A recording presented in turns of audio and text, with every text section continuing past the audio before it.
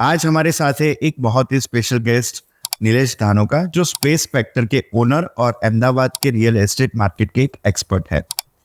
इस एपिसोड में हम बात करेंगे अहमदाबाद के रियल एस्टेट के करंट ट्रेंड्स, इन्वेस्टमेंट अपॉर्चुनिटीज और फ्यूचर प्रोस्पेक्ट्स के बारे में। नीलेश अपनी वैल्यूएबल इंसाइट्स देंगे कि मार्केट कहाँ जा रहा है एंड इन्वेस्टर को क्या चीजें ध्यान में रखनी चाहिए और यंग प्रोफेशनल कैसे अवेलेबल अपॉर्चुनिटीज का बेस्ट यूज कर सकते हैं। हम ये भी डिस्कस करेंगे कि बायर्स और सेलर्स को किन चैलेंजेस का सामना करना पड़ता है और रिटर्न मैक्सिमाइज करने के लिए कौन सी स्ट्रेटेजीज काम आ सकती है। तो अगर आप अहमदाबाद के रियल एस्टेट में इन्वेस्ट करने की सोच रहे हैं या सिर्फ इस मार्केट के डायनामिक समझना चाहते हैं, तो आज का वीडियो आपके लिए है। तो चलिए शुरू करते हैं। So welcome नीलेश, कैसे हो आप? I am very good. Thank you so much for inviting me to the podcast. Yes. So Nilesh, मुझे आपसे जानना है कि आपकी थोड़ी फील्ड इंटरेस्टिंग है। आप बाय प्रोफेशन मैंने देखा कि आप सीए हो, बट फिर अभी आपका बिजनेस फील्ड टोटली डिफरेंट है। तो आप मुझे जर्नी बताइए कि कैसे रियल एस्टेट फील्ड में आप आए। 2012 में मैंने अपना चार्टर्ड अकाउंटेंसी एग्ज़ाम क्लियर किया था। उसके बाद काफ़ी सारी फील्ड्स में मैंने काम किया, जैसे I have been a part of ICICI bank also. थोड़ा टाइम मैं सिंगापुर में भी था। उसके बाद में रिसेंटली बिफोर 4 इयर्स, कोविड के बाद particularly, I saw an opportunity कि रियल एस्टेट में बहुत ही अच्छा काम हो रहा है अहमदाबाद में। एंड उस टाइम पे मार्केट भी क्रैश था, तो अच्छा खासा रेट इम्प्रूवमेंट वहाँ पे देखने को मिला। एंड उसके बाद में मुझे ऐसा लगा कि रियल एस्टेट एक ऐसी फील्ड है जहाँ पे we can just do anything, और अपने जो ड्रीम्स अचीव करने हैं वो रियल एस्टेट में बहुत ज़्यादा इजीली मैं कर पाऊंगा। तो तभी से मैंने अपनी जर्नी को डाइवर्सिफाई करके रियल एस्टेट में एंट्री की। Okay, that's great. सो अभी वो आपकी चार्टर्ड अकाउंटेंट की प्रैक्टिस चल रही है कि टोटली वो शट डाउन है और अभी टोटली फोकस आपका इसी बिजनेस में? नहीं, अभी मेरा फोकस जो है टोटली रियल एस्टेट पे ही है। Okay, buying, selling and consulting for real estate. और चार्टर्ड अकाउंटेंसी प्रैक्टिस इस एक तरह से बिल्कुल बंद कर दी हमने, और अभी पूरा फोकस रियल एस्टेट पे ही है।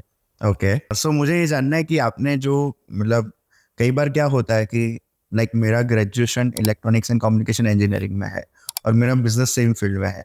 तो कई बार क्या होता है कि जब ग्रेजुएशन एक अलग फील्ड में होता है और आप जब बिजनेस नया स्टार्ट करते हो, तो जो ट्रांजिशन पीरियड होते हैं तो उसमें बहुत सारे थॉट प्रोसेसेस माइंड में चलते हैं कि वर्कआउट करेगा या नहीं करेगा।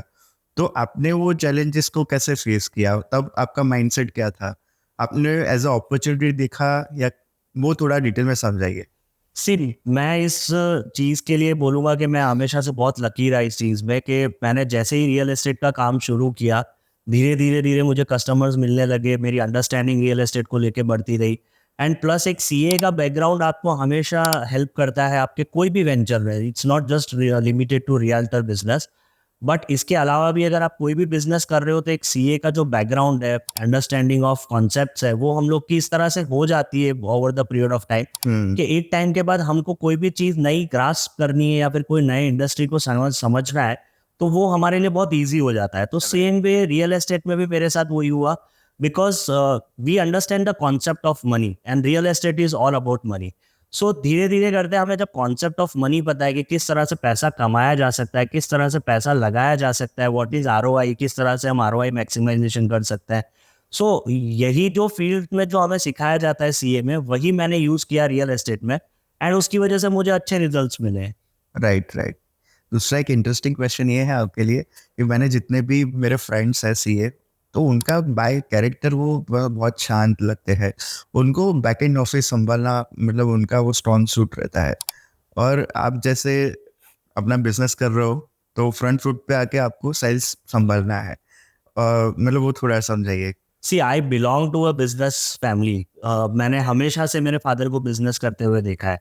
And when I started my chartered accountancy examination से पहले जो पढ़ने का शुरू करते हैं हम लोग, उस टाइम से ही मुझे पता था कि मुझे प्रैक्टिस करनी है। I was never for up for jobs. So practice मैंने स्टार्ट की, पर उसके बाद मुझे लगा कि इससे भी अपग्रेड वर्जन अगर कोई बिजनेस में मैं कर सकता हूँ, जो चार्टर्ड अकाउंटेंसी की नॉलेज है वही मैं बिजनेस में लगा सकता हूँ, तो मैंने वो चीज़ शिफ्ट की उस चीज़ को। And for an entrepreneur it is not just about sales. अगर आप एक कंपनी में हो और तो आपको सेल्स ही नहीं, आपको बाकी सारा काम करना है। आपको अकाउंट्स भी देखना है, आपको मार्केटिंग भी देखना है, ब्रांडिंग भी देखना है, आपको कस्टमर्स को भी संभालना है, सेल्स भी करना है। सो ये सारा प्रोसेस जो चीज़ से चार्टर्ड अकाउंटेंसी से मुझे हेल्प मिल सकती थी वहाँ से मिली, प्लस एक मेरा जो अपब्रिंगिंग है, जो बिजनेस फैमिली से मैं बिलोंग करता हूँ, मेरे फादर का भी प्रिंटिंग प्रेस है, तो वहाँ पे से भी मुझे काफ़ी चीज़ें सीखने मिली थ्रू माय ओवरऑल जर्नी। तो सारी चीज़ें जब मिक्सअप होके मैंने स्टार्ट किया, तो मुझे बिजनेस में कभी ऐसा ही लगा ही नहीं कि मतलब I am doing something out of the way. मुझे हमेशा से ये लगा कि this is what I am made for.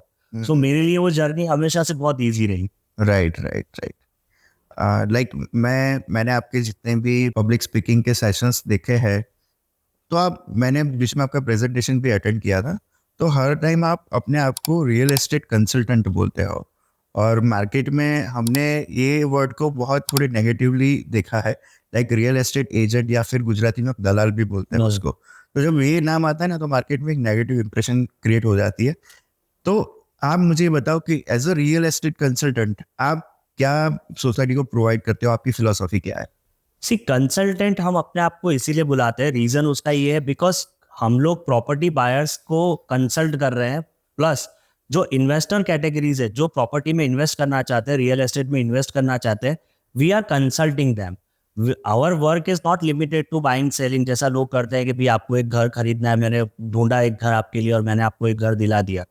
उससे बढ़ के हम जो काम कर रहे हैं, that is consulting the client how they can make money in real estate. Right. Real estate is not limited to just buying and selling, it is also a investing part. उस इन्वेस्टमेंट को exit भी करना है हमें, उनको revenue भी generate करना है। सो ओवरऑल जो मैनेजमेंट स्किल्स हम लोग अप्लाई कर रहे हैं, जिससे हम लोग वेल्थ मैक्सिमाइजेशन कर रहे हैं फॉर आवर क्लाइंट्स, सो वो एक कंसल्टिंग पार्ट हो गया। That is not a brokerage part, brokerage is a part of our business, but consulting is a major part of our business, जहाँ पे हम अपने इन्वेस्टर्स को कंसल्ट कर रहे हैं ताकि उनका वेल्थ मैक्सिमाइजेशन कर सके। हम लोग होम बायर्स को कंसल्ट कर सकते हैं ताकि वो लोग जो होम बाय करना चाहते हैं उनकी जर्नी एक स्मूथ हो सके।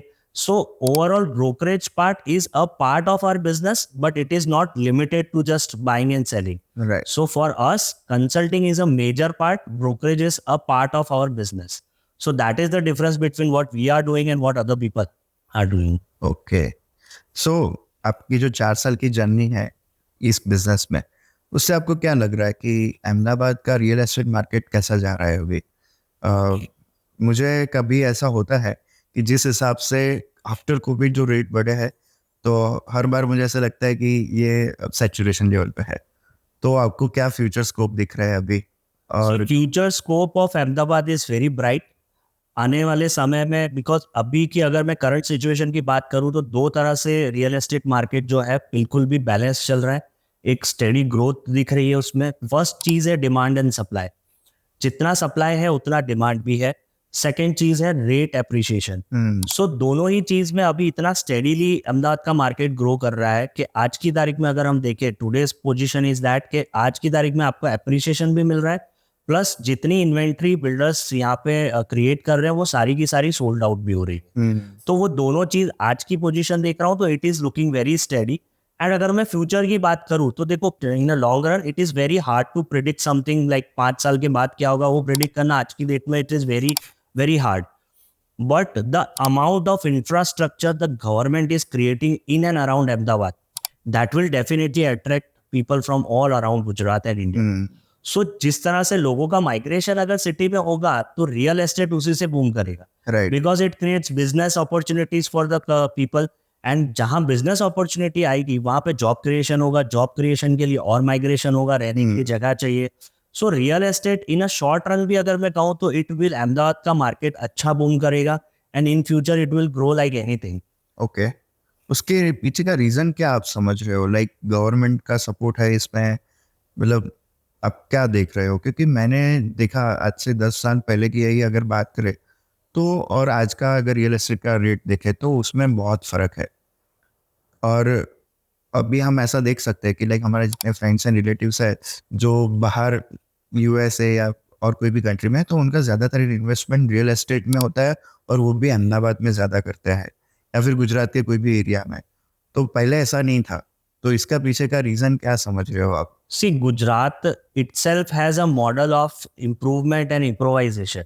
गुजरात ने ऑलवेज बिजनेस कम्युनिटी के लिए हमेशा से बिजनेस क्रिएट किया है, एक इंफ्रास्ट्रक्चर क्रिएट किया है। जैसे कि मैं गिफ्ट सिटी की बात करूँ या धौलेरा स्मार्ट सिटी की बात करूँ क्या अहमदाबाद में भी इंफ्रास्ट्रक्चर की बात करूँ, जो ईज ऑफ बिजनेस अहमदाबाद और गुजरात प्रोवाइड कर रहा है to all over the world, not just confined to India, so उसकी वजह से Gujarat is a very preferable location for anybody. And real estate appreciation की जहाँ हम बात करें, तो अगर आप आज मेट्रो सिटीज से कंपेयर करो, we compare it to Mumbai, Delhi और बैंगलोर, तो rates in Ahmedabad is like nothing in comparison to Mumbai and Delhi. So आज की डेट में भी अगर हम देखें तो real estate rates in Ahmedabad बहुत कम है compare to Mumbai and other metro cities. So वो एक लेवल जैसा, क्योंकि इंफ्रास्ट्रक्चर मुंबई, दिल्ली, गुड़गांव जैसा हम यहाँ क्रिएट कर रहे हैं ऑलरेडी. जब infrastructure and ease of business उसी तरह का यहाँ पे क्रिएट हो रहा है, तो price appreciation we can anyways expect. And जहां तक एनआरआईज इन्वेस्टमेंट की बात है, तो मैक्सिमम गुजरात के जो एनआरआईज है, जो लोग बाहर जाके काम कर रहे हैं, जिनका होमलैंड ही गुजरात है, वो बिलोंग करते हैं गुजरात से, तो उनके लिए invest in Gujarat is very easy process. उनका जो होमलैंड गुजरात है वो एक नोन टेरिटरी है उनके इन्वेस्टमेंट के लिए. That is also one reason कि उनका प्रेफरेबल लोकेशन जो है वो गुजरात बनता है. और जैसा आपने बोला कि 10 ईयर्स पहले रेट्स एंड आज के रेट में बहुत एप्रिसिएशन हो गया है, तो वो एक ड्रॉबैक नहीं है. That is also a reason कि आप फ्यूचर किस चीज से प्रिडिक्ट कर सकते हो. आप फ्यूचर हमेशा पास्ट के रिजल्ट से प्रिडिक्ट कर सकते हो. ठीक है, तो पास्ट के रिजल्ट्स जब इतने अच्छा है, 10 ईयर्स में गुजरात ने इतना एप्रिसिएशन देखा है, हम उसी से हम प्रिडिक्ट कर सकते हैं कि आगे आने वाले 10 साल में भी इसी तरह का एप्रिसिएशन रहेगा. That's great. दूसरा मुझे ये जानना है कि आपने शायद न्यूज़ देखे होंगे कि अभी 2037 में शायद ओलंपिक्स भी आएगा अहमदाबाद में, तो इससे रियल एस्टेट कैसे कनेक्टेड है? और दूसरा मेन क्वेश्चन, जैसे एनआरआई लोगों की हमने बात की, तो मुझे ये जानना है कि वो ज़्यादातर क्या गलतियां करते हैं अगर अहमदाबाद या गुजरात में जब इन्वेस्टमेंट करते हैं, तब उनको ये कौन सी गलतियां अवॉइड करनी चाहिए? दो मेरे मेजर क्वेश्चन है. सी, गवर्नमेंट ने ऑलरेडी इस चीज को क्लैरिफाई भी किया है कि 36 में we are trying to get Olympics in India. But एक मैसिव अपग्रेडेशन की बहुत जरूरत रहेगी इस चीज के लिए, बिकॉज इंफ्रास्ट्रक्चर क्रिएट करना पड़ेगा, स्पोर्ट्स कॉम्प्लेक्सेस क्रिएट करने पड़ेंगे. सो जैसा कि अभी हमने रिसेंटली पेरिस ओलंपिक्स में देखा, it was a most controversial Olympics of ever. तो उस तरह की चीजों के लिए वी हैव टू, बिकॉज आज हम 36 की बात करें, which is like more than 10 years away, but उसकी तैयारी हमें आज से ही करनी है. तो जब हम एक ओलंपिक लेवल की इवेंट की बात करते हैं जिस पे पूरे वर्ल्ड की नजर रहती है, तो हमें उस तरह का इंफ्रास्ट्रक्चर भी यहाँ क्रिएट करना पड़ेगा. Right. So government is very much interested in that कि रोड से लेके हम लोग स्पोर्ट्स कॉम्प्लेक्स से लेके स्टेडियम, सारे के सारे जो डेवलपमेंट्स है वो हमें सिटी में करने पड़ेंगे. एंड दिस थिंग, उसमें अहमदाबाद का बहुत अच्छा रोल रहेगा, because a dedicated area which is west Ahmedabad premium arena, वो बनाया गया है वहाँ पे, which is in a way created for sports infrastructure only. वो लेटर ऑन गवर्नमेंट डिसाइड करके उसको भी फाइनलाइज करेगी. बट जब इस तरह की कोई इवेंट इंडिया अपॉर्चुनिटी ले रहा है, तो उसके साथ साथ में वो उतना इंफ्रास्ट्रक्चर भी क्रिएट करेगा. And the more infrastructure will create more jobs, more opportunities for business owners in Gujarat and Ahmedabad.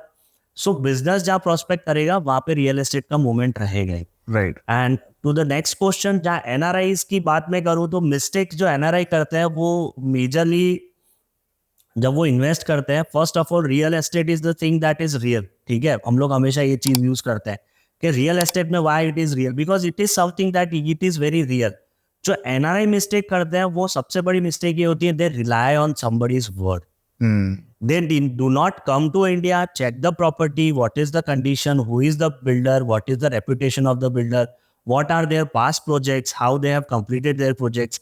So ये सब चीजें जब तक आप खुद एग्जामिन नहीं करो, you cannot trust blindly to anybody. Plus दूसरी चीज डॉक्यूमेंटेशन, जो भी डॉक्यूमेंटेशंस है वो क्लियरली हुए हैं नहीं हुए हैं वो उनको पता नहीं रहता, because they are residing abroad. वो साल में एक बार अगर अहमदाबाद आएंगे तो वो देख सकते हैं, बाकी उनको day to day they are not knowing कि प्रोजेक्ट का स्टेटस क्या है, कितना कंस्ट्रक्शन हुआ है. So in a way they are blindly relying on somebody for their investments and safety of their investments. तो वो चीज नहीं करनी चाहिए. Any time NRI wants to invest something, they should come to India, see all the projects, select a one project which they think that is the best with consultation to the agent or their consultant. But देख के ही property लेनी चाहिए. बिना देखे property में invest करना is like blindly shooting for something. and their sole purpose is obviously investment. They are not looking for a property to reside in that property or use that property. Right. So वो property liquidate होगी या नहीं होगी वो भी उन्हें नहीं पता है. Most of the NRIs get trapped when they buy a property relying on somebody else's word, and at the time of selling, liquidating that property, it is not happening. So उनका जो पैसा है वो उस प्रॉपर्टी में park होकर stuck हो जाता है for a longer period of time. Right. So ये सारी चीजों को एनआरआईज को ऑब्वियसली अवॉइड करना चाहिए. ओके. क्या आप मुझे अपने करियर में से एक सक्सेस स्टोरी बता सकते हो जिसमें आपका कनेक्शन किसी एनआरआई से हुआ हो और उसको ज़्यादा रिटर्न मिला हो और मतलब they are happy with you? See recently मुझे एक बीएनआई मेंबर ने एक एनआरआई क्लाइंट से मिलवाया था. सो मैं सक्सेस स्टोरी से पहले सेल्स स्टोरी इसके लिए शेयर करना चाहूँगा, because he was looking to buy one flat. ठीक है, he was looking for an good investment जो कि उनको 2-3 साल बाद अच्छा रिटर्न दे. बट जिस तरह से हमारा सेल्स प्रेजेंटेशन रहता है, जिस तरह से हमारा क्लाइंट को एजुकेशन रहता है about the area, about the project, about the developer, उन्होंने एक की जगह 4 फ्लैट्स हमसे बुक किए. ठीक है, तो but that comes with a promise that we will liquidate their flat on a certain period of time. We will try to do as much as possible to realize the profit. Books pe profit dikhana is not something, but the commitment and the efforts we show them that this is the efforts we are going to pull for your investment liquidation. That was the point where the sales was converted. And now it is at the point that they are already gaining like 20-30% ROIs within a year time. If we will liquidate today, they will definitely get 20-24% ROI. Right. But they are willing to stay with us for a long, and they are saying that 2-3 years later we will try to sell. So this is something that they are happy with us. The real estate is growing, and their investment has yielded ROI of like 20-24% in a year, which is exceptional compared to any other asset class. So that is a success and sales story from my side about this. That's great.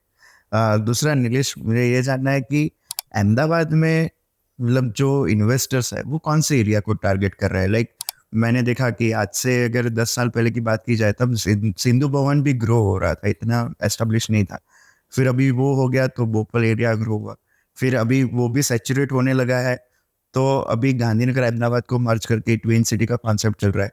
तो आप बताइए कि अभी कौन से area में invest करना चाहिए जो ग्रोइंग है, बट नेक्स्ट 10 साल का अगर वो टाइम पीरियड लेता है तो वहाँ पे उसको ज़्यादा अच्छा रिटर्न मिल सकता है.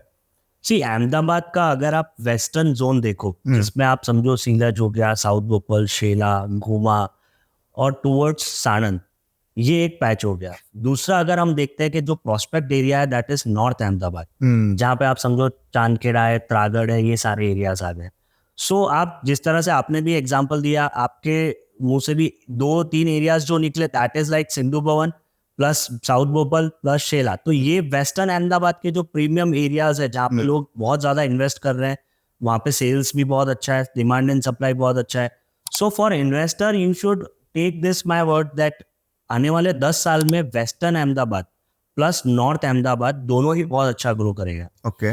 जिसमें आप समझोगे वेस्ट अहमदाबाद में there is a affordable segment जहाँ पे आज भी आप समझो कि 80-90 मीटर्स की लिमिटेशन है फ्लैट्स बनाने के लिए. आज भी वहाँ पे प्राइसेस जो है बहुत अफोर्डेबल है compare to Sindhu Bhavan and Bhopal. जो एसपी रिंग रोड का एरिया है, अगर आप जैसे ही एसपी रिंग रोड का एरिया क्रॉस करते हो, क्रॉस करते ही आपका जो प्राइस है that is like 50% low than Sindhu Bhavan and Bhopal. सो उस तरफ का जो एरिया है वो भी धीरे धीरे उसी तरह से प्राइस एप्रिसिएशन करेगा. एंड अगर अभी हाल में किसी को इन्वेस्टमेंट के लिए देखना है तो बेस्ट ऑप्शन मैं बोलूँगा south Bhopal is a good option. Plus आप जो साइंस पार्क टीपी है, साइंस पार्क टीपी भी बहुत ही प्रॉमिसिंग लग रही है अभी, बिकॉज वहाँ पे अफोर्डेबल नहीं, it is a freehold. और जो प्रोजेक्ट्स अभी वहाँ पे आ रहे हैं that are all luxurious with ultra modern amenities. So ये 2 एरिया मैं हमेशा रिकमेंड करता हूँ, साउथ भोपाल में इन्वेस्ट करें या फिर साइंस पार्क में इन्वेस्ट करें. Okay, that's great.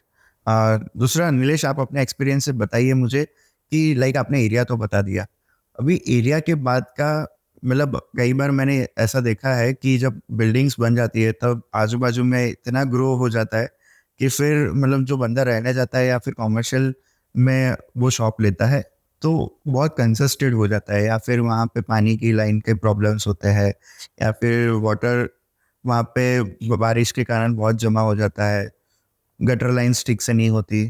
तो अगर उसको थोड़ा फ्यूचरिस्टिक व्यू देख के अगर इन्वेस्ट करना है तो आपके साइड से आप कौन से चेक पॉइंट सजेस्ट करोगे कि वो ध्यान में रख के वो इन्वेस्ट कर सकता है, ताकि क्या है कि अगर वो खुद नहीं रह रहा है, किसी को रेंट आउट भी कर रहा है, तो वो भी उससे खुश हो वो प्रॉपर्टी से। तो ऐसे क्या चेकलिस्ट आप सजेस्ट करोगे कि कोई भी प्रॉपर्टी बाय करने से पहले इतना देख लेना चाहिए? सी प्रॉपर्टी बाय करने से पहले जो चेकलिस्ट की अगर हम बात करें ना, तो जैसे अगर एरिया पर्सपेक्टिव आपने बोला कि वाटर लॉगिंग है या फिर सीवेज प्रॉब्लम है, वाटर प्रॉब्लम है, पानी का पीने का पानी का प्रॉब्लम है, सो इन सब चीजों के लिए क्या होता है कि आप एक इम्पल्सिव बायर नहीं बन सकते रियल एस्टेट में कि आज मेरे पास पैसा है, मैंने सोचा आज घर लेना, और मैं गया और मैंने घर ले लिया. You have to do your research, not for like very long period, but at least you should give 10-15 days for your home buying. आज हम कोई शेयर पे इन्वेस्ट करते हैं तो वी सी दैट शेयर, उसकी हिस्ट्री एंड एवरीथिंग, पर जब रियल एस्टेट की बात आती है हम डेफिनेटली किसी पे रिलाई करते हैं और उसमें हम लोग बाय कर लेते हैं. राइट. बट आपको उस एरिया का अपना भी रिसर्च करना है. अभी we are in the age जहाँ पे इंटरनेट पे हर चीज अवेलेबल है. सो वो एरिया में वाटर लॉगिंग का प्रॉब्लम है या कोई भी प्रॉब्लम है, you can anyways check and do research on that. So सबसे पहली चेकलिस्ट में ये कहूंगा कि बिकॉज एज एन इन्वेस्टर आपको वहां पे रहना नहीं है, for an example. So investor के लिए सबसे बड़ी चीज है to earn income from their investments. उन्हें इससे मतलब नहीं है कि they are buying in north Ahmedabad और वेस्ट अहमदाबाद. तो आप पूरा का पूरा सिनारियो जो है अहमदाबाद की प्रॉपर्टी मार्केट का, एक बार उसमें रिसर्च करें सबसे पहले, एंड उसके बाद अपना एरिया सिलेक्ट करें कि कौन से एरिया में हमें प्रोजेक्ट में इन्वेस्ट करना है. Right. The second thing is आपको डेवलपर इस तरह का चूज करना है which has a proven track record of excellency. For an example मैं बताऊं तो top of the top builders Ahmedabad में सपोज कीजिए गोयल है, गाला है, सफल है, शिवालिक है. तो they have a proven track record of excellency. उनके प्रोजेक्ट्स में अगर आप देखो, they have completed their projects in time, they have given the facilities in their projects, plus उनकी जो एमिनिटीज एरिया है that they have developed very nicely. एक project और एक बिल्डर को जज करने के लिए उनके पास प्रोजेक्ट से बेटर कुछ नहीं हो सकता. So second thing, you should always select a builder और developer who is like having a good projects earlier, तो वो आगे भी अच्छा ही बनाएगा. एंड थर्ड चीज इज कि अगर वो एरिया में वाटर लॉगिंग का प्रॉब्लम है या इस तरह का प्रॉब्लम है, तो आप एनीवेज कभी भी दूसरे एरिया में इन्वेस्ट करने का सिलेक्ट कर सकते हो. सो ये 2-3 चीजें अगर आप पूरी तरह से चेक करोगे, अगर आप करोगे ये चीज और इसी के अनुसार आप अगर इन्वेस्ट करोगे, तो आपका इन्वेस्टमेंट कभी फेल नहीं होगा. ओके. और दूसरा, जब भी इन्वेस्टर इन्वेस्ट करने की बात करता है तो एक कंट्रोवर्शियल टॉपिक रहता है कि उसको कमर्शियल प्रॉपर्टी में इन्वेस्ट करना चाहिए या फिर रेसिडेंशियल में इन्वेस्ट करना चाहिए. तो आपके एक्सपीरियंस से आप मुझे इसके पीछे की फिलॉसफी बताइए कि ज़्यादा रिटर्न, ऑलवेज अगर इन्वेस्टर है तो उसको रिटर्न से मतलब है, आरओआई से मतलब है, तो रिटर्न किस में ज़्यादा है और लॉन्ग रन में क्या चीज़ बेनिफिट कर सकती है, उसमें कौन सी फिलॉसफी ध्यान में रख के इन्वेस्ट करना चाहिए हमें? और अहमदाबाद पर्टिकुलर मार्केट में कॉमर्शियल अच्छा है, रेसिडेंशियल अच्छा है, वो आप बताइए. सी कॉमर्शियल को मैं ना 2 पार्ट्स में डिवाइड करता हूँ फॉर एन अंडरस्टैंडिंग. कॉमर्शियल्स में हो गया हाई स्ट्रीट पे शोरूम, ग्राउंड फ्लोर के शॉप्स, ठीक है, और दूसरा हो गया जो ऑफिसेज है, जो कॉमर्शियल पर्पज से हम लोग रेंट या अपने खुद के यूज के लिए लेते हैं. तो कॉमर्शियल 2 पार्ट्स में डिवाइडेड है. सो कॉमर्शियल में बेसिकली क्या, it is not a very fast moving item. ठीक है, कॉमर्शियल में पैसा ज्यादा बनता है पर पैसा लगता भी ज्यादा है. आप समझो कि होम लोन्स की जो रेट है आज की तारीख में वो चीपर है देन कॉमर्शियल लोन्स. उसका रीजन ये है क्योंकि कॉमर्शियल में आपका इन्वेस्टमेंट भी ज्यादा लगेगा पर आपको रिटर्न भी ज्यादा मिलेगा, and it is not a fast moving item. उसके लिए आपको पेशेंस रखना पड़ेगा, लाइक फॉर 1 ईयर 2 ईयर्स नहीं, आपको 3 से 4 साल का हॉराइजन उसके लिए रखना है. तभी आप कॉमर्शियल प्रॉपर्टी में पैसा बना पाओगे. राइट. सेकेंड चीज, कॉमर्शियल में आपको अपफ्रंट पेमेंट बहुत ज्यादा देना होता है. कॉमर्शियल में ऐसा नहीं है कि आपने 10% पे किया, रेस्ट वाला आप पे कर रहे हो बाद में. कॉमर्शियल में आपको अपफ्रंट पेमेंट भी बहुत ज्यादा देना पड़ता है. तो on the other hand residential is a very fast moving. उसमें भी पर्टिकुलरली मैं अफोर्डेबल सेगमेंट बोलूँ जिसकी टिकट साइज समझो 50 लाख से लेके 80 लाख के बीच में फ्लैट्स है. अगर हम ट्राइंगल वे में अगर इसको समझे तो that is a bottom line of the triangle, जहाँ पे लोग डिमांड बहुत ज्यादा है, सप्लाई बहुत कम. सो अगर आप वैसी चीज में इन्वेस्ट करते हो, भले आपका रिटर्न थोड़ा सा मिनिमलिस्टिक कम होगा, लेकिन वो फास्ट मूविंग है. The end goal is to realise the gains which we have created in real estate. अगर वो रियलाइज ही नहीं होगा, आज मेरी प्रॉपर्टी 1 करोड़ की है, वो आज 3 साल के अंदर 2 करोड़ हो गया है, लेकिन वो बिक ही नहीं रही है, तो 2 करोड़ का मुझे कोई फायदा नहीं है. तो सेम वे कैसा है कि commercial is a long term game and residential is a very short term game. So आपको अपना इन्वेस्टमेंट का पर्सपेक्टिव देख के इन्वेस्ट करना है. If you want to invest it like for 1 year 2 year, तो आप डेफिनेटली रेसिडेंशियल में करो, आपका माल लिक्विडेट हो जाएगा. And on the contrary if you are looking for a long term, then आप कॉमर्शियल में करो, वहाँ आपको रिटर्न्स बेटर मिल सकता है. So in that personal perspective देख के ही ये चीज में हम जजमेंट दे सकते हैं. राइट. ये आपने बहुत अच्छे से डिटेल में विद एग्जांपल समझाया, उसके लिए thank you so much. Because generally लोगों को यही समझ में नहीं आता कि वो इन्वेस्ट करे तो कहाँ करे. और दूसरी बेस्ट चीज़ आपने बताया कि टाइम पीरियड पहले माइंड में ध्यान में रखो. अदरवाइज क्या होता है कि वो इन्वेस्ट करके बैठ जाता है, फिर 5 साल तक रखता है, उसको पता ही नहीं उसका करना क्या है. एग्जैक्टली. राइट. सो वो बहुत अच्छे से आपने समझाया.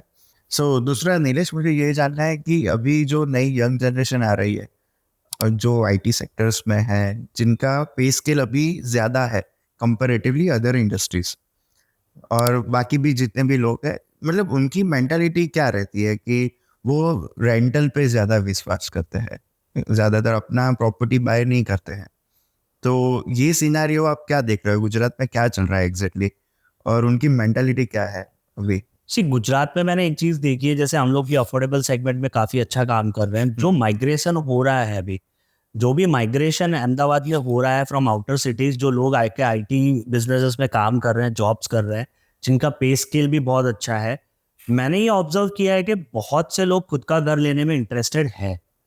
और अगर हम इस तरह के लोगों की बात करें, जो अगर सपोज कीजिए कि जिनको रेंटल्स में ज़्यादा इंटरेस्ट है, उनका रीज़न सिर्फ यही है कि जब आज की तारीख में अहमदाबाद में हम लोग फ्लैट खरीदते हैं, तो आपको एक होम लोन भी लेना पड़ेगा, उसकी ईएमआई भी आएगी, और वो आपको डिलीवरी जो है मिलेगा आपको सपोज कीजिए 3 साल के बाद. So for this 3 years of period आपको ईएमआई भी भरनी है और आपको रेंटल भी भरना है. सो मैक्सिमम पार्ट ऑफ आपकी सैलरी रेंटल्स और ईएमआई में चली जाती है. सो एक वो कंस्ट्रेंट आता है, क्योंकि आज की तारीख में आप रेडी टू मूव प्रॉपर्टी लेने जाओ तो आपको अच्छा फ्लैट मिलना बहुत मुश्किल है, बिकॉज आपके चॉइस का फ्लैट नहीं मिलता है जब प्रॉपर्टी रेडी हो जाती है. सो अंडर कंस्ट्रक्शन में जब कोई भी यंग जनरेशन बाय कर रही है जिनका पे स्केल अच्छा है, फिर भी क्या होता है कि ईएमआई और रेंटल दोनों का बर्डन एक साथ लेना is a very hard thing. So वो लोग की थिंकिंग ऐसी रहती है कि रेंटल से सिर्फ रेंटल जा रहा है तो वो ठीक है, पर ईएमआई और रेंटल दोनों साथ में दे कैन नॉट अफोर्ड. सो वहाँ पे थोड़ा सा रिस्ट्रेन करते हैं. बट बाकी मूवमेंट ऐसा है कि मैंने ये भी देखा है कि लोग रेडी टू वो प्रॉपर्टी में अगर अच्छा फ्लैट मिल रहा है, they instantly want to shift to a new house if they have a pay scale. Because home loan के इंटरेस्ट भी आप देखो कॉम्पिटिटिव हो गया है. Banks are also very flexible these days कि अगर अच्छा पे स्केल है तो they are also open to loans. So उस बेसिस पे people are tend to buy new flats also. So वो जो ट्रेंड पहले था वो बहुत काफी हद तक चेंज हुआ है. बिकॉज अभी जैसे रिसेंटली एक लास्ट मंथ की मैं बात बताऊं तो out of for an example 100 flats हमने सेल किए होंगे तो 20-30 फ्लैट्स ऐसे थे जो यंग जनरेशन ने लिए हैं, who are like just newly married nuclear families है, जो कि आउटर सिटीज लाइक भावनगर या उस तरफ से हम यहाँ पे शिफ्ट हो रहे हैं फॉर आईटी जॉब्स. एंड उन्होंने पहले से ही ये डिसाइड कर लिया है कि हमें फ्लैट अभी से बुक कर देना. सो इस तरह की मेंटालिटी से भी अच्छा माइग्रेशन हो रहा है. जो यंग जनरेशन है, they are also now tend towards buying their own house. So वो बहुत ज्यादा चेंज हो रहा है. ओके. वो ज्यादातर तो आपने जैसे बताया वो रेसिडेंशियल में इन्वेस्ट करते हैं या कॉमर्शियल में इन्वेस्ट करते हैं अभी? और दूसरा मेन क्वेश्चन मुझे ये है कि जो जेनजी है, मतलब जिनके अभी अभी नई जॉब लगी है और 3-4 साल का एक्सपीरियंस है, तो उनके पास भी अभी क्या है कि इन्फ्लेशन इतना बढ़ गया है कि उनके पास भी अमाउंट रहती है. या तो वो वीकेंड में पार्टी एंजॉय करने में चाहेंगे और वहाँ पे वेस्ट करेंगे, या फिर कुछ लोग ऐसे उनके पास सेविंग है 10 to 15 lakhs का. तो मुझे ये जानना है कि उनको भी इन्वेस्ट करना है कहीं पे, तो वो क्या कर सकते हैं? इसके लिए आपके पास कोई एडवाइस है? सी जेनजीज की मैं बात करूँ तो that is like a right age to invest. अगर वो एज पे फॉर एग्जांपल मैं बोल रहा हूँ कि 24 से लेके 30 के बीच में, if you are thinking about investing in real estate, then you have already one half of the race. Because वो एज में कोई सोचता नहीं है कि मुझे अपना घर लेना है, रियल एस्टेट में इन्वेस्ट करना है. सो अगर उस एज में जेनजीज अगर सोच रहे हैं तो that is a very very good thing. Plus आप समझो कि उनके पास मंथली पेमेंट के लिए तो पेमेंट है पर कैपिटल इतना नहीं होगा, या फिर समझो कि कैपिटल है पर they don't want to do the monthly payments. उसके लिए आप देखोगे कि अभी बहुत जगह पे होर्डिंग्स लगे हुए from the top developers that there is a scheme called pay on possession, where you pay right now certain amount and then you directly pay on the possession. Right. So उस तरह के जो options अभी नए strategies developers भी लेके आए हैं to inclusive of this people जिनके पास कैपिटल आज की तारीख में 30-40% है, but they don't want the burden of EMIs from the day one. So उन लोगों के लिए बेस्ट ऑप्शन है। तो जेनजीज भी उस तरह से इन्वेस्ट कर सकते हैं कि पे ऑन पोजीशन में आप सपोज कीजिए कि एक्स रेट पे उन्होंने आज 30% पेमेंट कर दिया and rest 70% they have to pay after 3 years। So they can just earn the money in that 3 years. They can infuse their capitals after 3 years in that project, or they want to sell it at the time of possession. Then they can also get the benefit of 30% payment they have already done. So इस तरह की schemes बहुत आई है, उसमें भी Gen Zs को invest करना ही चाहिए definitely. If they are young and they have the capital, they should definitely invest in this kind of things. Okay. दूसरा मुझे ये जानना है कि अहमदाबाद के लोग और ज़्यादातर गुजरात के लोग की अगर बात करें, मुझे ये जानना है कि वो अपना रिटर्न मैक्सिमाइज करने के लिए क्या स्ट्रेटेजीज यूज कर रहे हैं, पर्टिकुलर रियल एस्टेट मार्केट के लिए। सी रियल एस्टेट में एक कॉन्सेप्ट जो हम लोग सोचते हैं कि हमने ही डिराइव किया है, दैट इज चर्निंग। चर्निंग का मतलब हम लोग ये मानते हैं कि आपका पैसा जितनी बार हम रोटेट कर पाएंगे रियल एस्टेट में, उसी से आपका वेल्थ मैक्सिमाइजेशन होगा।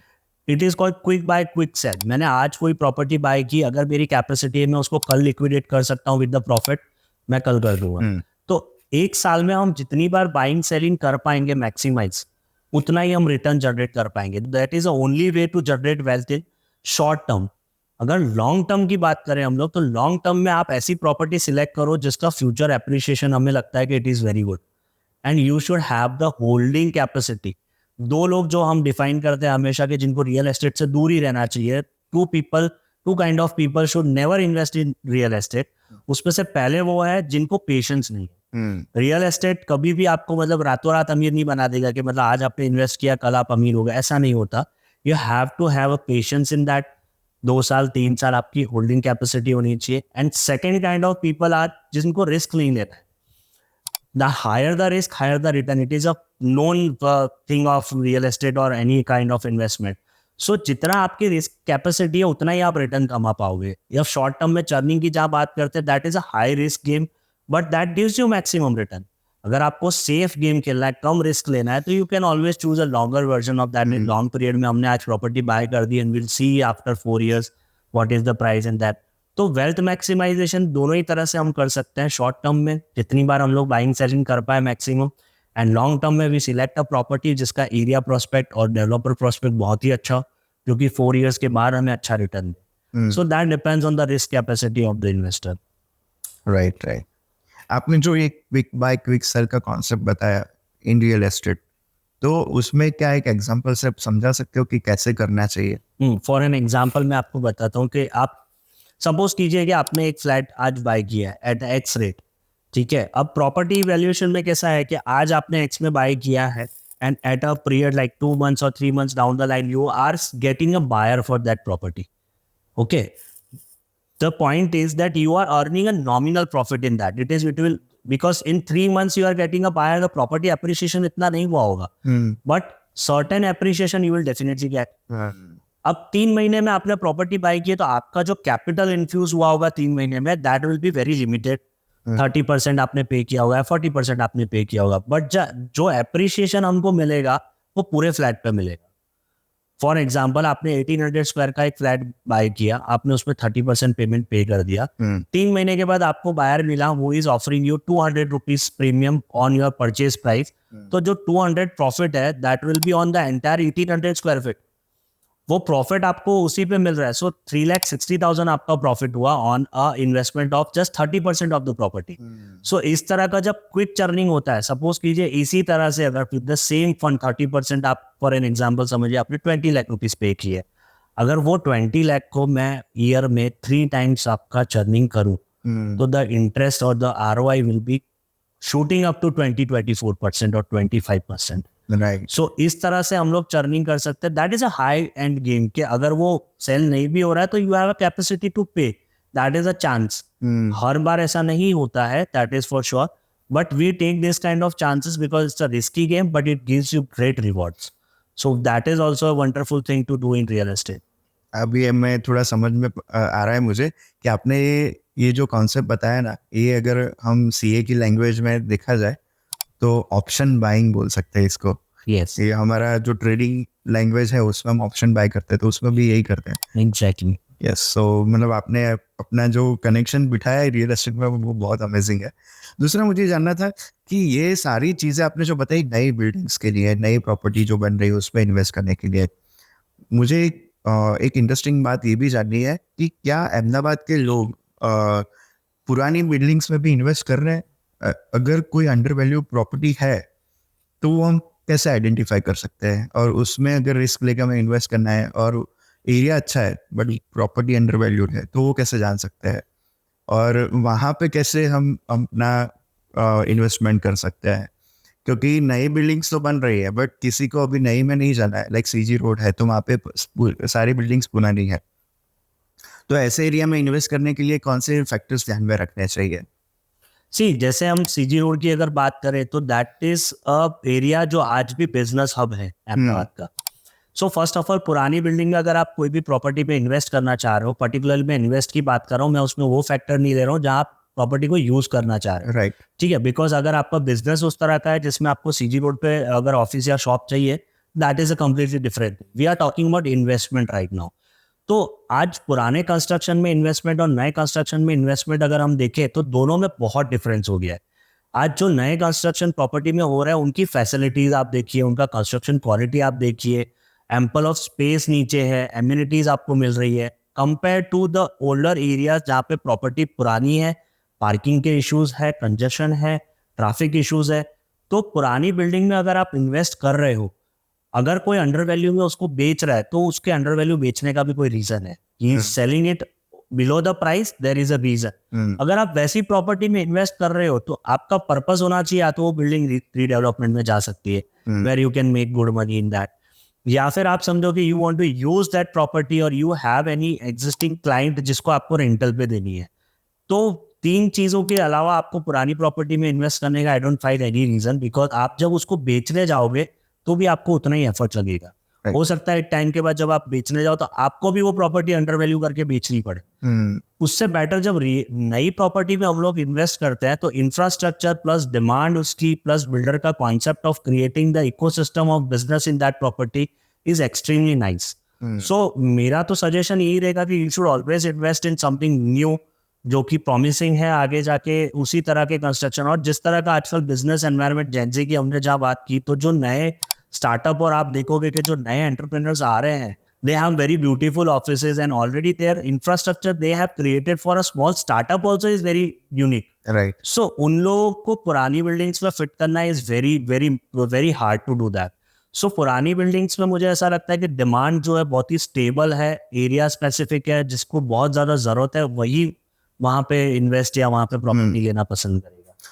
राइट। पर नीलेश, मुझे इसमें एक क्वेश्चन ये है कि कई बार क्या होता है कि लाइक सीजी रोड की बात कर रहे हैं और एक डेवलप एरिया सिंधु भवन या भोपाल की साइड बात करें, अगर पुराना कंस्ट्रक्शन है तो सुपर बिल्डअप एरिया वहाँ पे मतलब पहले कम था, और ये अभी ज़्यादा परसेंटेज में मतलब हमें रेट भी ज़्यादा लग रहा है, वहाँ पे एरिया भी कम मिलेगा।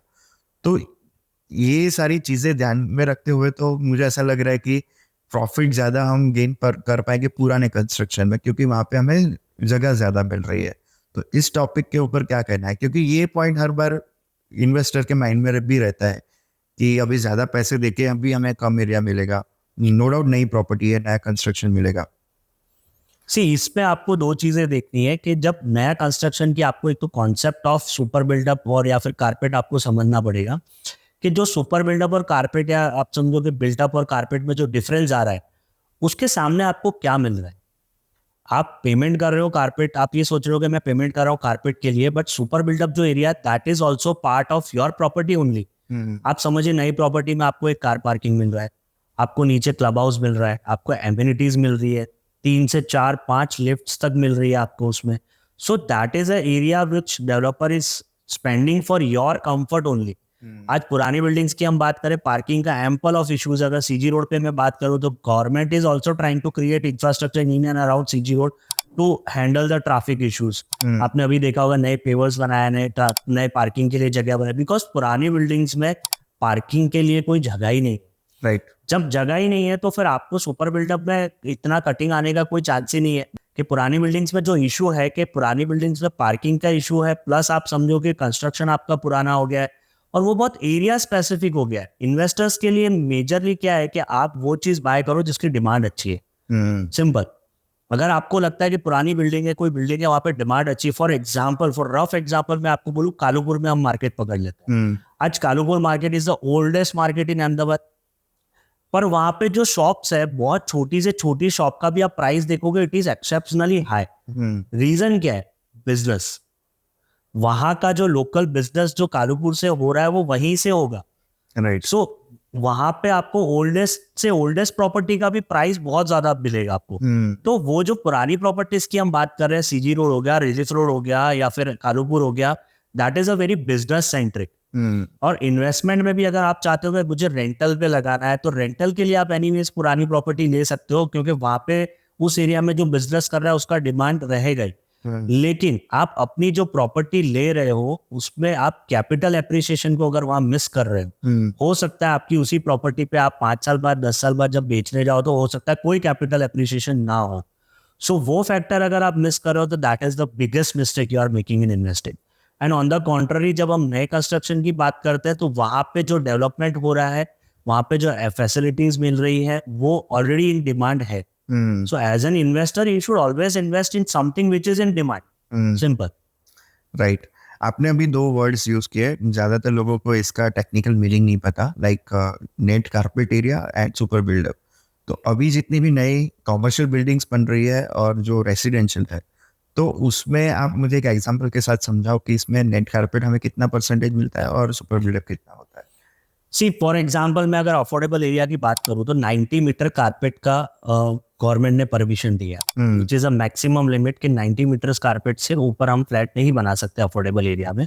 उससे नीचे आपको जो भी स्क्वायर फीट में बनाना है वो आप बना लीजिए। एंड आप सुपर बिल्डअप और कारपेट के बीच का जो डिफरेंस देखोगे ना, विच विल बी रफली अराउंड, सुपर बिल्डअप और कारपेट में 45% जैसा अभी अहमदाबाद में चल रहा है। सो एक डेवलपर जो भी फ्लोर प्लेट है या फिर समझो जो भी लैंड एरिया है, उसमें से जितना एरिया कॉमन यूज कर रहा है, जो भी एमिनिटीज के लिए यूज कर रहा है, लिफ्ट के लिए यूज कर रहा है, वो सारा का सारा एरिया जो है will be chargeable to you only. So that is why आपको फ्लैट का जो कारपेट एरिया वही नहीं देखना है, बट उसके सामने आपको और कहाँ पे एरिया मिल रहा है, जैसे पार्किंग स्पेस मिल रही है विच इज रफली around 100 and 120 square feet of carpet, वो भी आपको मिल रहा है। So that is also part of your home only. So आपका फ्लैट का कारपेट एरिया आप देख रहे हो, बट जो एडिशनल एरिया जो डेवलपर डेवलप कर रहा है for your benefit, that is also part of your home only. Right.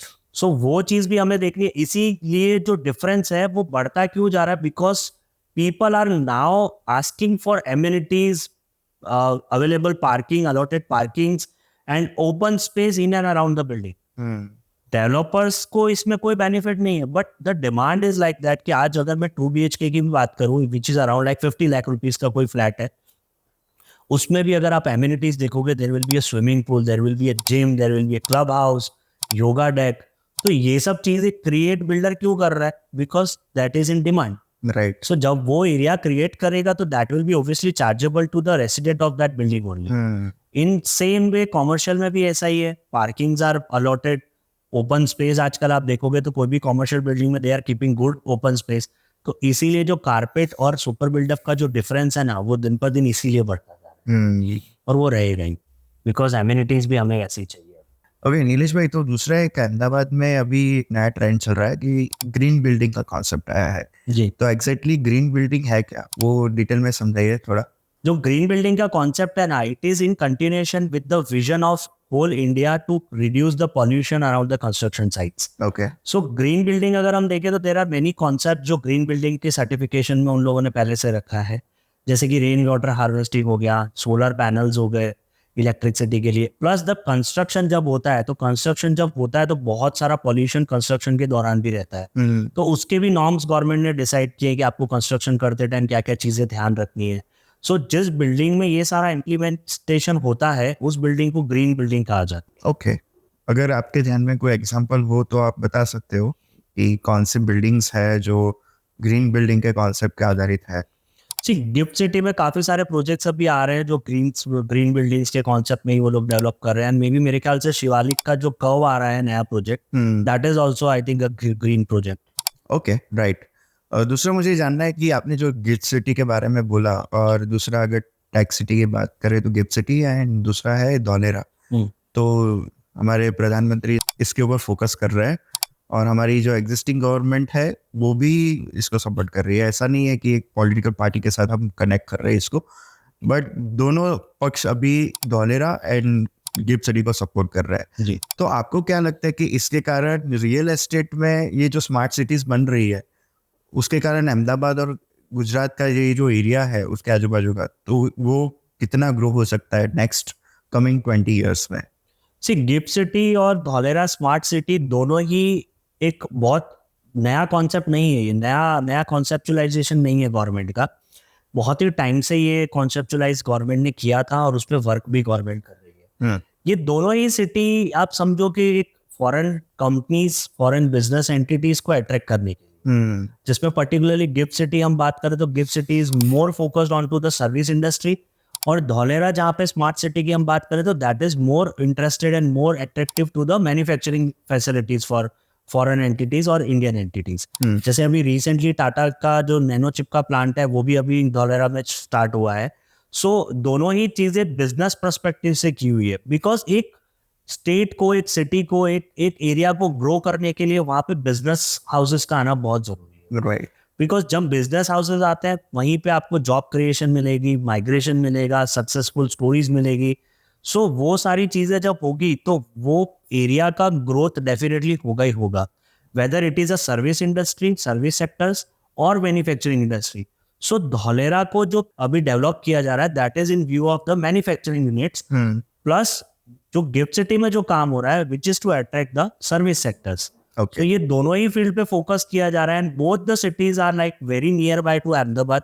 Gift city तो मतलब it is a part of Ahmedabad only now, and Dholera is also like 2 hours from Ahmedabad right now, but आने वाले infrastructure में that will also reduce to 1.5 hours। So दोनों ही city का जो benefit है वो डेफिनेटली अहमदाबाद के रियल एस्टेट को, इनफैक्ट गुजरात के रियल एस्टेट को भी बहुत ज्यादा रहेगा। Right, right. दूसरा मुझे जानना है कि गिफ्ट सिटी की अगर बात हो रही है तो गिफ्ट सिटी के बारे में बहुत सारे मिथ्स में मार्केट में है, और कई लोगों के माइंड में है कि वो कॉमन लोग वहाँ पे इन्वेस्ट नहीं कर सकते क्योंकि एक पर्टिकुलर स्पेशल इकोनॉमिक जोन है। तो आप थोड़ा डिफाइन कीजिए कि गिफ्ट सिटी का टोटल एरिया क्या है, उसमें गवर्नमेंट में कितने सेगमेंट किए हैं, नॉर्मल पीपल के लिए क्या मतलब एरिया अवेलेबल है जिसमें वो इन्वेस्ट कर सकता है, कॉमर्शियल या रेसिडेंशियल, और अभी जो बाहर की जो टेक कंपनीज आ रही है उनके लिए क्या प्रोविजन है गिफ्ट सिटी में, वो अगर आपको पता हो तो थोड़ा डिटेल में समझाइए। जी। सो गिफ्ट सिटी का सबसे पहले full form is Gujarat international finance and tech city. तो नाम में ही आपको इटसेल्फ पता चलेगा कि उसका पर्पस क्या है। राइट। और अगर हम पास्ट में जाते हैं तो कॉन्सेप्चुलाइजेशन जो गिफ्ट सिटी का किया गया था वो 2007 में किया गया था, ठीक है, और जो ऑपरेशनल हुआ वो 2015 में हुआ, एंड टुडे इट इज 2024। तो जितनी हार्डशिप वाली जर्नी और जो स्ट्रगल फेस गिफ्ट सिटी का जो फेस करना था गिफ्ट सिटी को, वो गिफ्ट सिटी ऑलरेडी कर चुका है। अब आज वो जो ड्रीम उन्होंने समझो 2007 में देखा था वो आज हमें फुलफिल होता हुआ नजर आ रहा है। प्लस गिफ्ट सिटी को 2 पार्ट्स में डिवाइड किया है जो सबको पता है almost. First part is SEZ, that is special economic zone, and second part is domestic. So अगर आपको इन्वेस्ट करना है तो domestic is the prime area जहाँ पे commercial and residential both facilities आते हैं, जहाँ पे आप इजीली इन्वेस्ट कर सकते हो, just like any other area in Ahmedabad और गांधीनगर।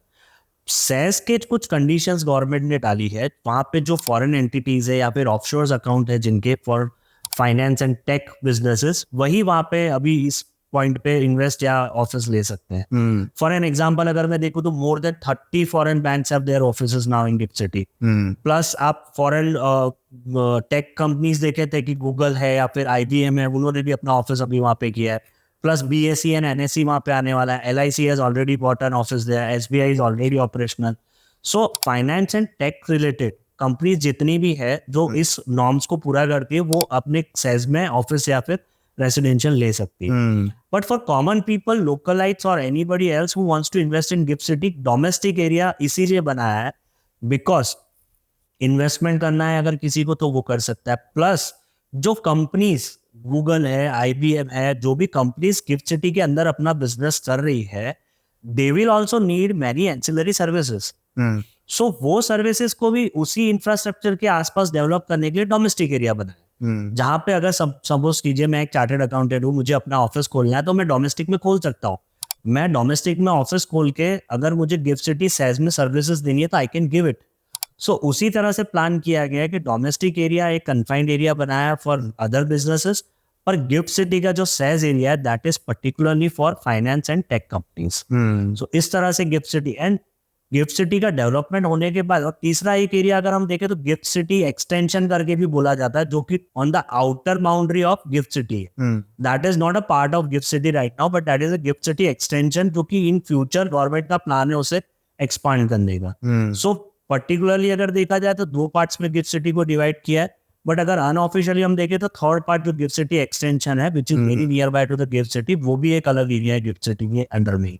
ओके, दूसरा मुझे जानना था कि जो आपने डोमेस्टिक एरिया की बात की, तो अगर रेट कंपैरिजन की बात करें कि जो नॉर्मल गांधीनगर के एरिया की रेट है, उससे मैंने देखा है कि 20 to 45% तक के ज़्यादा रेट है वहाँ के प्रॉपर्टीज़ के। अगर इनिशियली बुक भी करना है तो उसका रेट स्क्वायर फीट वाइज ज़्यादा है, तो उसका रीज़न क्या है? दूसरा मुझे ये जानना है कि इतना रेट ज़्यादा लेते हैं तो उसके साथ हमें और कौन से बेनिफिट्स मिल रहे हैं वहाँ पे, जिसके कारण हम इतना प्रीमियम अभी से पे कर रहे हैं, वो अगर आपको पता है तो थोड़ा डिटेल में समझाइए। गिफ्ट सिटी में जब कोई भी डेवलपर प्लान करता है प्रोजेक्ट करने का, तो उसकी एक चेकलिस्ट है। गवर्नमेंट आज की डेट में गिफ्ट सिटी में जो भी कंस्ट्रक्शन हो रहा है या जो भी एक्टिविटीज हो रही है उसको क्लोजली मॉनिटर कर रहा है।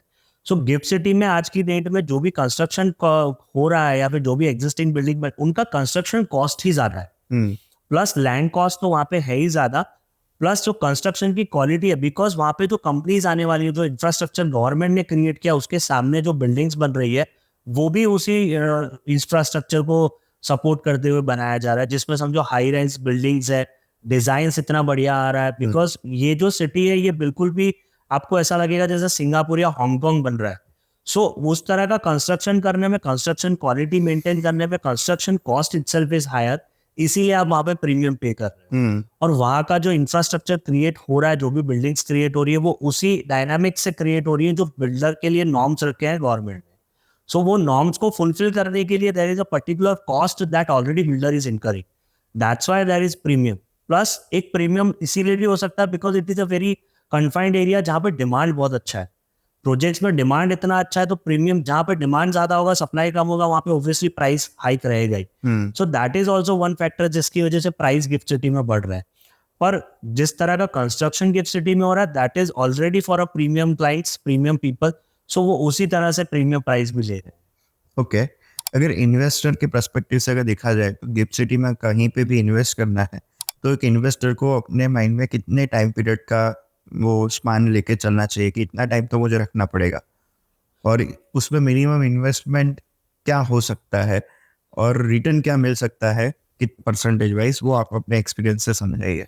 सी गिफ्ट सिटी में अगर आज हम कोई भी प्रोजेक्ट लें ना, तो उसका टाइमलाइन कंस्ट्रक्शन स्टार्ट होने से कंप्लीशन का जनरली 4 years है, ठीक है। एंड गिफ्ट सिटी में जो अभी कंस्ट्रक्शन चल रहा है, फॉर एग्जांपल कोई भी बिल्डर का हम प्रोजेक्ट लेते हैं जिसका रेरा अप्रूव आ चुका है और अभी कंस्ट्रक्शन ऑलरेडी चल रहा है बेसमेंट का, बेसमेंट के कंस्ट्रक्शन से लेके प्रोजेक्ट कंप्लीशन का टाइमलाइन 4 years का है। ओके, सो पर्सपेक्टिव आज की डेट में गिफ्ट सिटी को लेके अगर किसी को इन्वेस्ट करना है, it should be long term, because वहां पे जो बिजनेस अभी फ्लॉरिश हो रहे हैं वो उनमें थोड़ा टाइम लगेगा, पहली चीज। और कंपनियां जैसे जैसे आती जाएगी वैसे वैसे वहां का इकोसिस्टम बहुत स्ट्रांग होता जाएगा। सो शॉर्ट टर्म के लिए अगर किसी का इन्वेस्टमेंट का प्रोस्पेक्टिव है तो मुझे ऐसा लगता है कि गिफ्ट सिटी थोड़ा अवॉइड करना चाहिए। शॉर्ट टर्म से मेरा मतलब है 1 year एंड 1.5 year और 2 years मैक्सिमम। बट अगर किसी का पर्सपेक्टिव 4-5 years तक है, then that is it is a very promising thing कि वहां पे जब कंस्ट्रक्शन हो जाएगा कंप्लीट, प्लस और भी इकोसिस्टम जनरेट हो जाएगा, उसके बाद it will give you a very good returns. So अगर किसी का लॉन्ग टर्म पर्सपेक्टिव है, रिस्क टेकिंग कैपेसिटी है, पेशेंस है, तो definitely GIFT city is for a good option for investment. So Nilesh, मुझे दूसरा ये भी जानना था कि अभी हमारे व्यूअर्स में से बहुत सारे व्यूअर्स ऐसे भी हैं जो अपने लाइफ का फर्स्ट टाइम इन्वेस्टमेंट कर रहे होंगे फॉर देयर ड्रीम होम या फिर ड्रीम ऑफिस, तो उनके लिए आपकी पर्सनल एडवाइस क्या है कि अगर वो फर्स्ट टाइम बाय कर रहे हैं तो क्या क्या चीज़ें ध्यान में रखे वो? सी फर्स्ट टाइम, दो पर्सपेक्टिव से मैं इसका आंसर दूंगा, first time investor and first time home buyers. First time जो होम बायर्स होते हैं ना, it is a very emotional decision for that. मैंने बहुत बार देखा है ड्यूरिंग सेल्स के, जब फर्स्ट टाइम कोई होम बाय करता है ना, उनकी एक्सपेक्टेशन इज इमेंसली हाई। तो वो एक्सपेक्टेशन को फुलफिल करने के लिए we try to understand what they want and we try to match them with the property which is fulfilling their expectations. Because उनकी एक्सपेक्टेशंस इतनी हाई रहती है कि उसे फुलफिल करने के लिए there are particular very less projects. So as a consultant मैं उनको हमेशा यही गाइड करता हूँ कि आपको जो चाहिए और जो property, you are just watching 3D images and a brochure. Actual land में अभी कंस्ट्रक्शन चल रहा है। सो although you are buying the home, but you are buying it from a paper, and it is a value asset. It is not something like that you are buying for 1 lakh 2 lakh rupees. Gold जैसा नहीं है कि आज पैसा दिया gold लिया.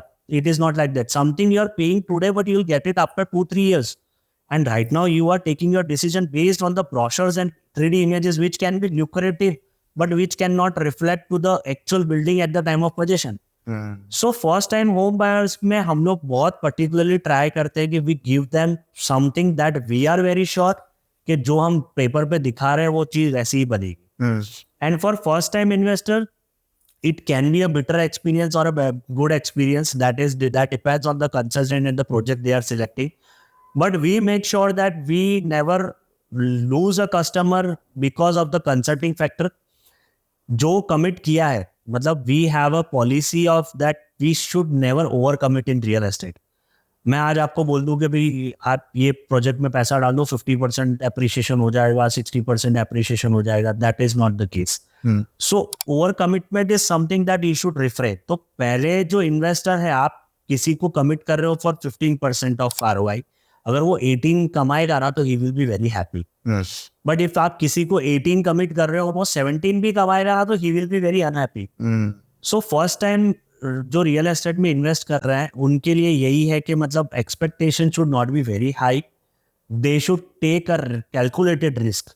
पूरा का पूरा पैसा रिस्क में भी नहीं डाल देना है, because they are first time buyers. Acclimatization जैसी चीज होती है कि आप इन्वेस्ट कर रहे हैं तो हमको उस चीज के बारे में पता भी हो और सारा का सारा पैसा एक ही जगह नहीं डालना। सो फर्स्ट टाइम इन्वेस्टर्स को भी ये ध्यान रखना चाहिए। ठीक है। और दूसरा मुझे ये जानना था कि जो यंग प्रोफेशनल्स है लाइक जेनजी और लेट मिलेनियल्स की हमने बात की, तो उनके लिए आपकी क्या एक फाइनल और लास्ट एडवाइस आप दे सकते हो कि उनको क्या ध्यान में रखना चाहिए इन्वेस्टमेंट के time? See, whatever the fund they are earning, whatever the excess fund they are having, they should always do trial and error।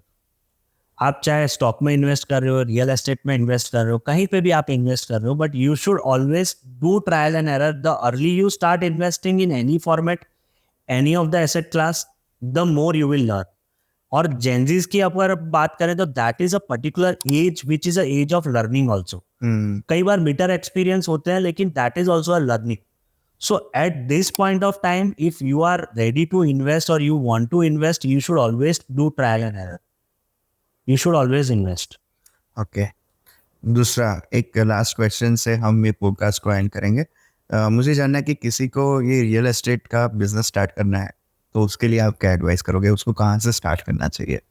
सी मैं इसके लिए आपको दो तरह से एडवाइस दूंगा कि जिसको स्टार्ट करना है उसको क्या करना चाहिए एंड उसको क्या नहीं करना चाहिए। ठीक है, सबसे पहले हम बात करते हैं क्या नहीं करना चाहिए। सो सबसे बिगेस्ट मिस्टेक जो अभी के टाइम में कंसल्टेंट्स कर रहे हैं दैट इज ओवर कमिटमेंट। आप किसी भी चीज को रियल एस्टेट में ओवर कमिट मत कीजिए। अगर आप कोई related to service, related to returns, related to project delivery, आपको जो चीज पता है आप उसी पे कमेंट कीजिए, उसी पे कमिट कीजिए। आपको जो चीज नहीं पता है या जो चीज आपको नहीं पता है या नहीं समझ आ रही है तो उस पर आप कमिटमेंट मत दीजिए कस्टमर को। बिकॉज फॉर एन एग्जाम्पल आप समझोगे कोई प्रोजेक्ट में मैंने कमिट कर दिया कि मैं आपको आफ्टर सेल सर्विस में ये चीज दूंगा कि भाई जो भी आपका पेमेंट वगैरह करना है बिल्डर से, आई विल बी कोऑर्डिनेटिंग। अगर आप वो कर सकते हो तो तुम कमिट करो, अगर आप वो नहीं कर सकते तो आप कमिट मत करो। एंड क्या करना चाहिए उसके लिए बेस्ट जो एक अभी के मैंने बहुत सारे रियल एस्टेट कंसल्टेंट्स में एक चीज देखी है कि they are not taking the benefit of networking. आज हम फेसबुक, इंस्टाग्राम और housing.com से ये सारे पोर्टल्स पे हम लोग मार्केटिंग कर रहे हैं, but they are not creating the ecosystem of their own, जिसपे उनका खुद का नेटवर्क हो, जहाँ पे वो कस्टमर से मिल रहे हो, for an example joining any of the networking groups या फिर प्रेजेंटिंग देयर सेल्फ। तो वो चीज जो है पर्सनल नेटवर्क से आपको जो बिजनेस आएगा ना, उसका closing rate can be above 50%। In comparison to जो लीड्स आप जनरेट करोगे, that would be around 1 to 2% only. So वो चीज बहुत लोग मिस कर रहे हैं, that they are not investing in themselves, they are investing in the portals FB, Instagram, but they are not developing themselves to activise in the environment जहाँ पे वो लोगों से मिल रहे हैं और लोग उन्हें जान रहे हैं। राइट। सो खुद का पर्सनल डेवलपमेंट मेरे हिसाब से बहुत जरूरी है उसके लिए, अगर किसी को एक बिजनेस करना है तो। एंड प्लस एक कॉन्सेप्ट मैं आपको और बताऊंगा जो हम लोग जनरली यूज करते हैं, we call it freemium, which are 2 words, free and premium, for getting a customer. आज किसी को एक प्रॉपर्टी, एक कस्टमर आज की डेट में अगर प्रॉपर्टी बाय करना चाहता है ना, he is talking to 5 to 6 brokers, consultants at the simultaneous time. So वो आपको क्यों चूज करे, दैट इज अ कॉन्सेप्ट। जो प्रीमियम हम बोलते हैं, which is a collision of free and premium, you have to give something to the customer as free to charge them for your premium services. That is a simple concept. आप उनको free में क्या, जैसे हम उनको free में क्या दे रहे हैं, हम उनको फ्री में दे रहे हैं consultation, after sale services, possession तक हम लोग उनके साथ में रहते हैं, whatever the issues are there we are there with them, after possession also to the certain period of time, if they have some concerns, we are there for that. And all this is for free. We are not charging anything for it. Okay. So that is the difference you have to create. Otherwise, एक ही customer 5 broker से बात कर रहा है तो वो आपको क्यों सिलेक्ट करेगा? You have to be presentable. You have to be very accurate with the information you are providing.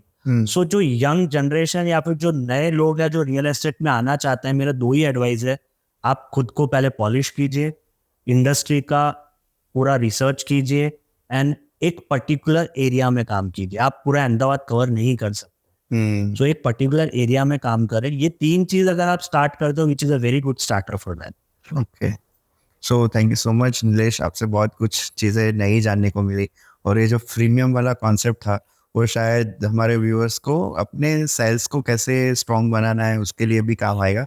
So thank you so much for coming and providing your knowledge on real estate. Thank you so much. I enjoyed it a lot. Yes, thank you.